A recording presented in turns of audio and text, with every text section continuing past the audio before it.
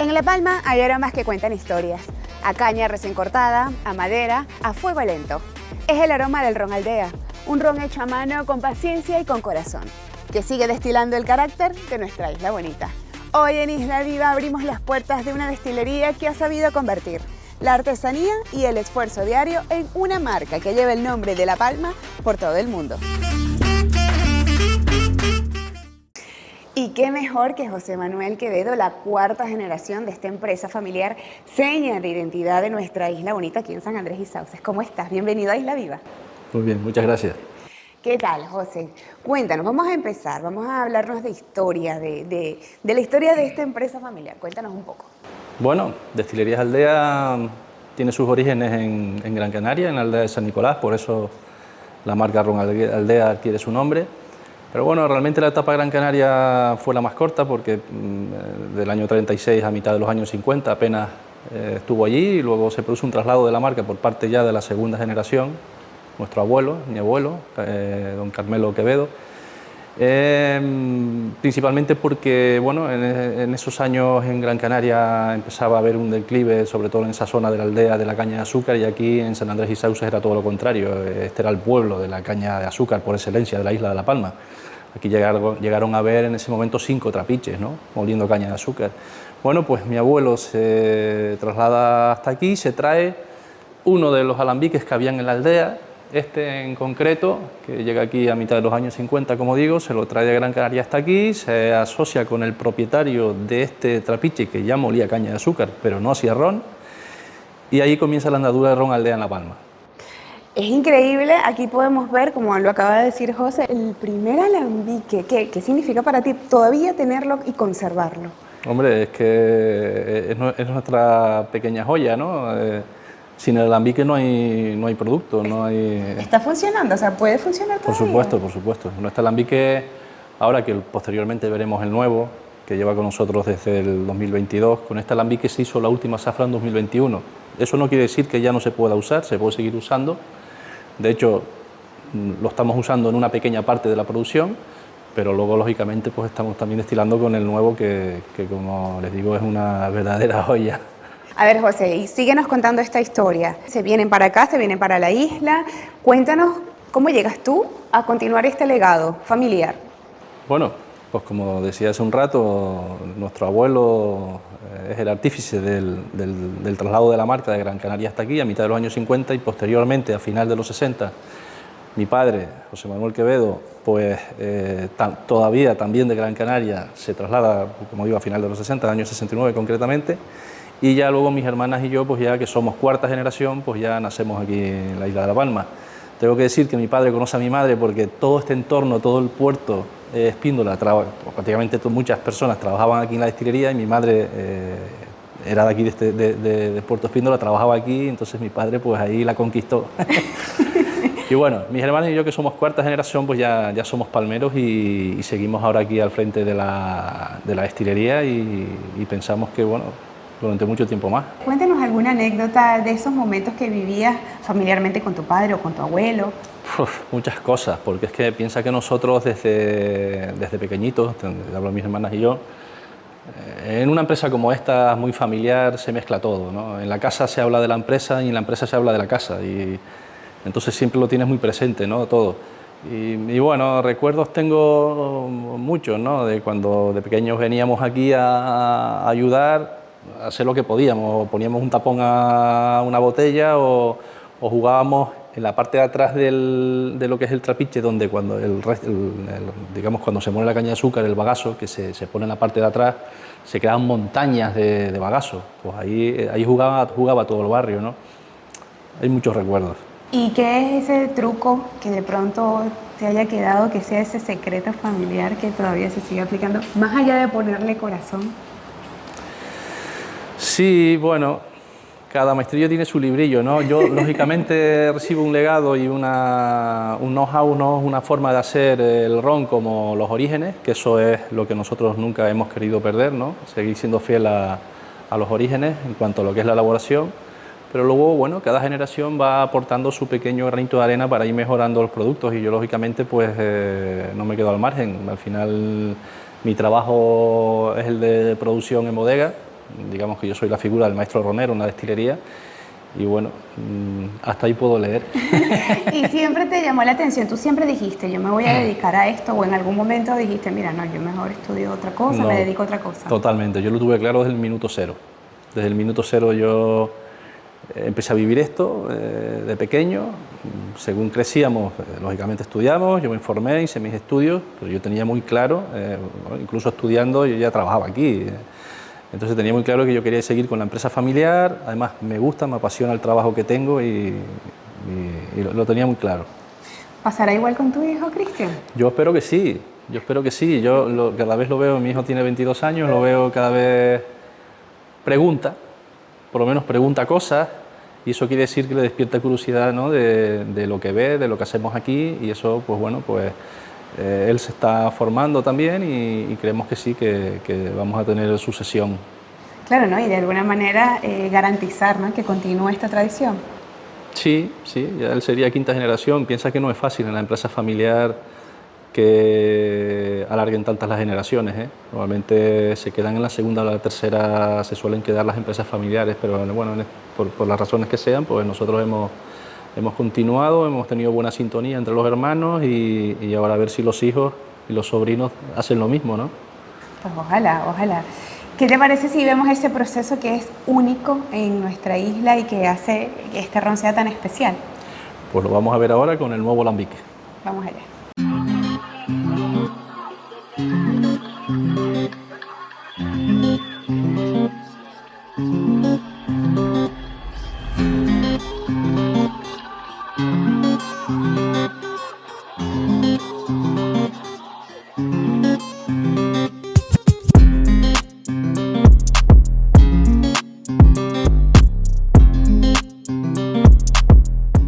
Bueno, José, y aquí estamos con el alambique nuevo. Cuéntanos cómo es el proceso, cómo es todo, cuándo llega este alambique aquí.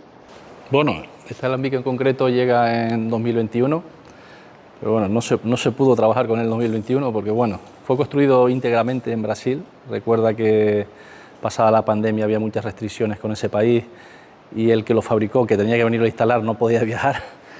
No lo dejaban entrar aquí a España y tuvimos que empezar con él en 2022, ¿vale? Entonces, bueno, este es un alambique que sigue el mismo proceso, digamos que destilación en continuo. En este caso, su fuente de energía no es leña directa, sino se nutre de vapor, que genera una caldera.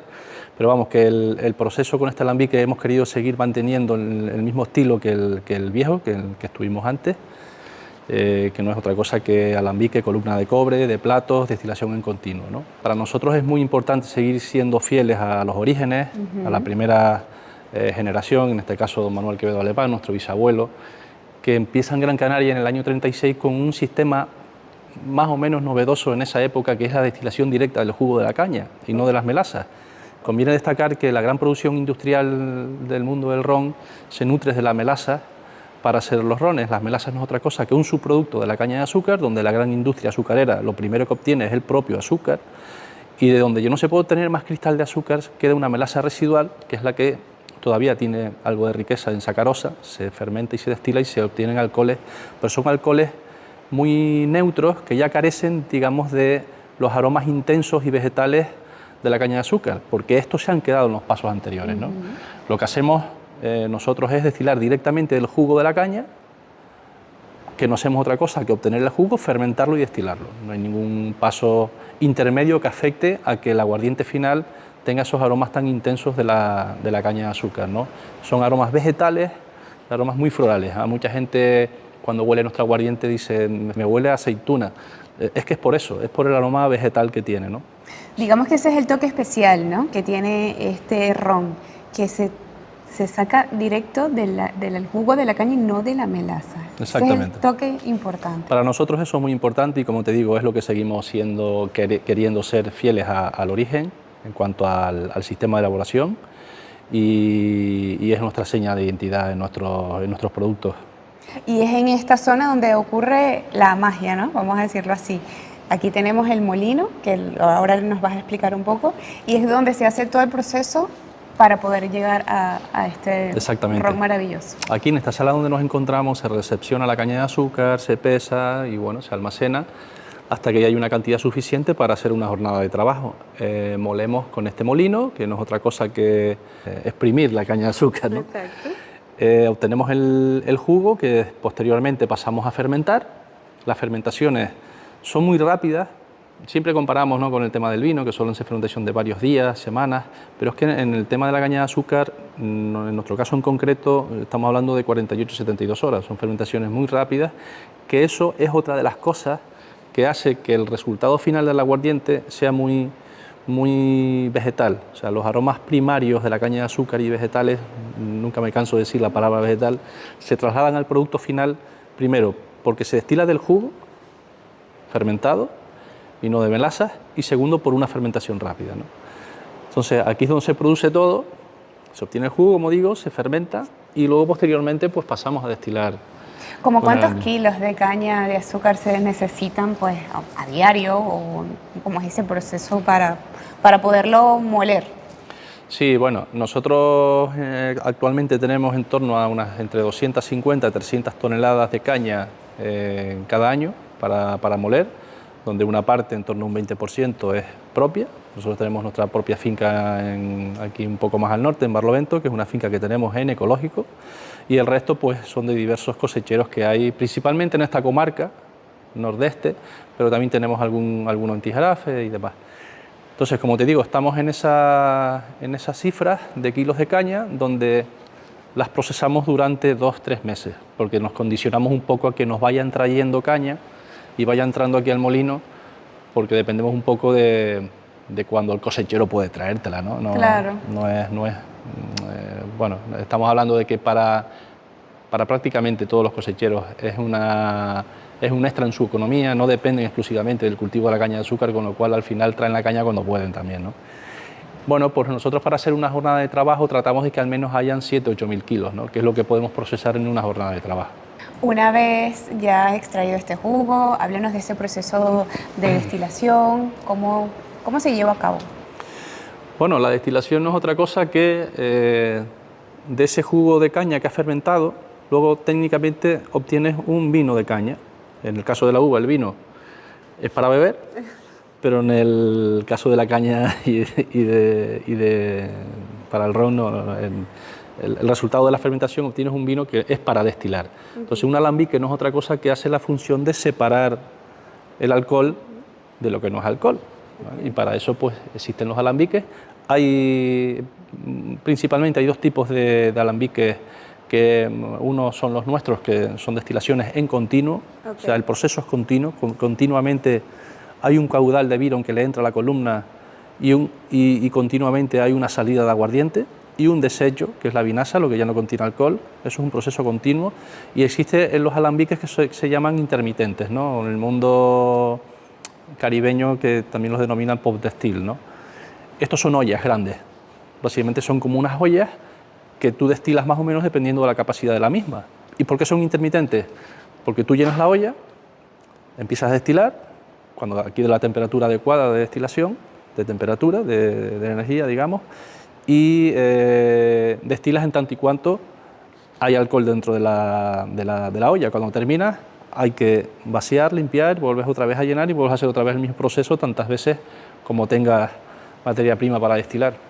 ¿Cómo afecta el clima de La Palma, estas altas temperaturas que últimamente estamos viviendo, este cambio climático quizás, en esta materia prima, en este cultivo para poder realizar este ron? No, básicamente son otro tipo de factores los que han hecho el que ahora, por las razones que sean, no haya tanta caña como en los años 50 o 60. Principalmente, o sea, no se debe, yo principalmente pienso que no se debe a un tema de cambio climático, sino de ciclos que siempre ha tenido la caña de azúcar. Piensa que en Canarias la caña de azúcar entra en la época de la conquista de Canarias, en el siglo XV, y a partir de ahí han habido diferentes, y según en qué islas, diferentes ciclos de la caña de azúcar, por la aparición de otros cultivos, como puede ser en Canarias el tomate o como puede ser el plátano en otras islas. Después también las competencias de las regiones azucareras, donde se empezó a fabricar mucho azúcar en el Caribe, cuando la caña cruza el charco, porque hay que decir que la caña en su segundo viaje de Cristóbal Colón en 1493 da el gran salto al Caribe, y allí empieza a producirse luego azúcar que viene a competir a Europa. y empieza a competir con el azúcar canaria a un coste mucho más barato. Entonces ahí también se produce en esos momentos un declive del cultivo de la caña aquí. Bueno, me estoy entrando ya en mucha historia. No, pero es importante. Pero sí que actualmente, ¿qué es lo que sucede? Bueno, pues contamos con esas toneladas que yo te decía, 250, 300.000, porque bueno, mucha gente que tenía caña de azúcar ha optado por otro tipo de cultivo, porque hay que decir también que las nuevas generaciones no están aportando por el sector primario. Estamos vislumbrando un problema que ya lo existe, pero a largo plazo, si no se remedia y bueno, de alguna manera se motiva o se incentiva a las nuevas generaciones para que se sumen a las producciones, explotaciones agrícolas, va a haber un problema con esto, ¿no? Pero bueno, nosotros estamos también en la dinámica de intentar ser más autosuficientes. Tenemos en proyecto nuevas plantaciones de caña de azúcar, ya propias de la destilería, pues para ir capeando este temporal que, como te digo, creemos que puede llegar en el sentido de que hay muchos de nuestros cosecheros que ya son personas de unas edades más avanzadas que las nuestras y en algún momento pues dejarán de tener la caña. Y como no hay un relevo generacional para ellos, pues por desgracia esas explotaciones de caña de azúcar se dejarán. O sea que más allá de un factor climático es un factor de relevo generacional que no enfrenta estos cultivos, ¿no? Yo lo veo de esa manera, sí. Y desde tu punto de vista, ¿cómo tú le dirías, trabajando ya cuarta generación, cómo tú le dirías a los jóvenes que dedicarse a la agricultura, que dedicarse a ese mundo, pues sirve para que esta carreta siga avanzando? Sí, se lo diría a ellos y se lo diría también a las administraciones, que deberían de ser los que promovieran más si cabe y motivaran más a las nuevas generaciones. No sé cuáles serían las fórmulas, pero tendrían que buscarse, y las hay, para que las nuevas generaciones se puedan sumar al sector primario. Y después, pues, a los jóvenes, pues decirles de que, bueno, que es otra forma de vida, otra manera de ganarse la vida, la agricultura, y bueno, que es tan válida como cualquier otra actividad. Bueno, José, ya que conocimos un poco el proceso, ¿qué te parece si vamos a la bodega a que nos cuentes estos productos especiales también que salen de este ron? Pues nos vamos a la bodega, pero los secretos no los puedo decir. Vale.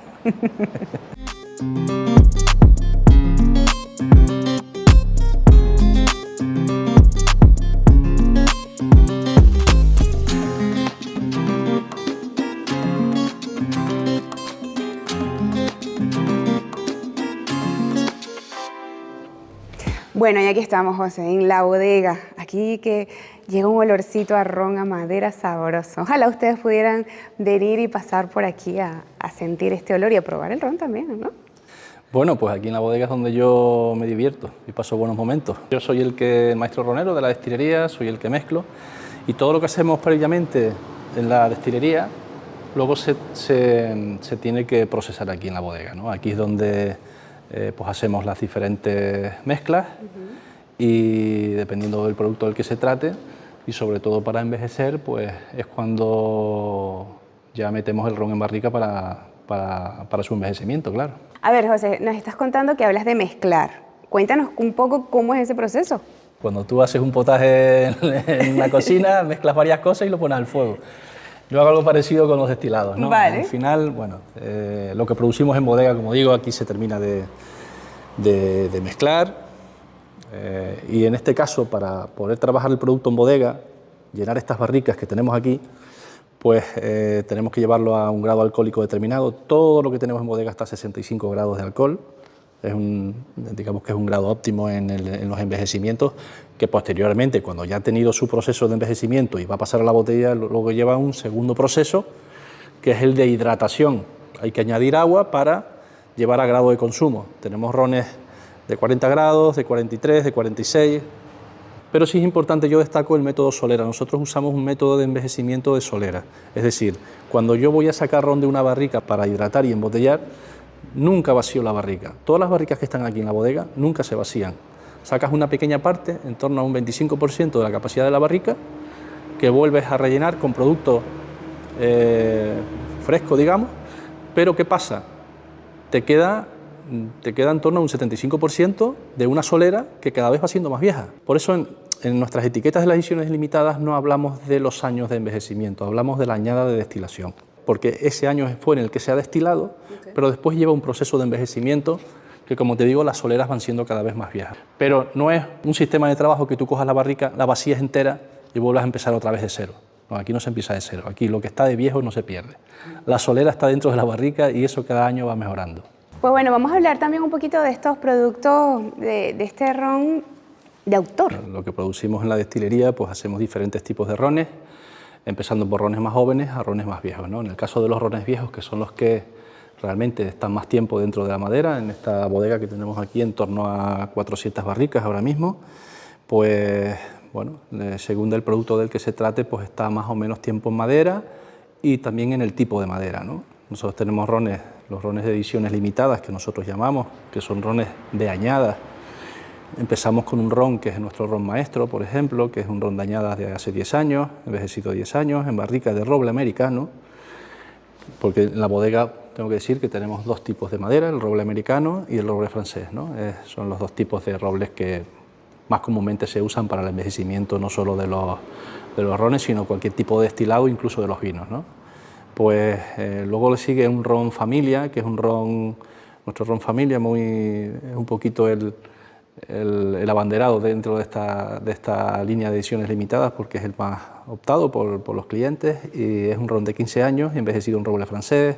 Luego posteriormente le sigue un ron que se llama Tradición, también un ron ya de entre 20 y 25 años de envejecimiento, un ron mucho más exclusivo, y bueno, y algún producto más exclusivo que tenemos todavía también por arriba, ¿no? Antes nos estabas diciendo que esta es la parte que más disfrutas. Háblanos un poco de ese sentimiento que te lleva a ti a continuar con este legado. Me gusta lo que hago y me apasiona, y los retos que se te presentan. Es verdad que no estás exento de problemas. En una empresa familiar todos los días hay algo que solucionar, hay que apagar siempre algún fuego, pero sí que es verdad que luego te recompensa todo lo demás, ¿no? El hecho de que todo lo que tú vas consiguiendo sea fruto de tu trabajo, de los logros que haces, pues al final eso es que te da un subidón, ¿no? de energía, porque lo que vas consiguiendo es fruto de lo que tú haces, ¿no? Y lo que hacemos aquí todos en la destilería y demás. Y luego decir que mi trabajo, a mí me toca hacer muchas cosas en la destilería, ¿no? En una empresa familiar tienes que hacer de todo, pero principalmente es el de estar aquí, en la bodega. Muchas veces yo estoy aquí solo por la tarde, por la noche, y yo me entretengo aquí, se me pasan las horas y no me entero. Aquí es donde envejecemos todo, donde luego de aquí pues va la botella, ¿no? Aquí hago yo las diferentes mezclas, como digo, de todos los productos que van luego a la botella.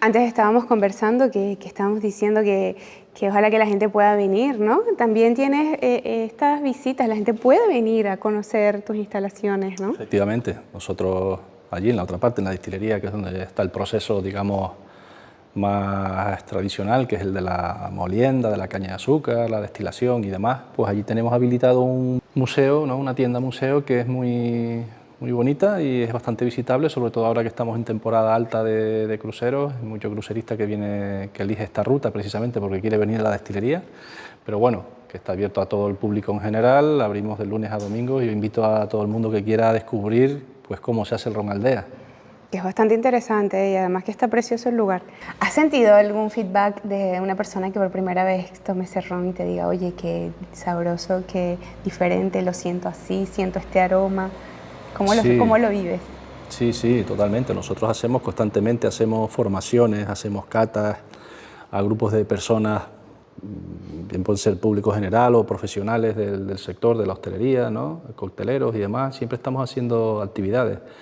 Y todos los que nos prueban por primera vez, el que prueba por primera vez el ron Aldea, pues sí que es verdad que, por regla general, gusta mucho y sobre todo aprecia una gran diferencia con respecto a otros rones, ¿no? Que eso a nosotros es lo que nos No, es lo que perseguimos, de que vean que somos algo diferente, que somos algo exclusivo. Y bueno, afortunadamente, sobre todo en el mercado canario, Ron Aldea tiene una identidad y tenemos el sello de calidad y de tradición y de artesanía. José, regálanos un mensaje para esas personas que quieren apostar por lo artesanal, por la tradición, por el legado familiar, por los jóvenes.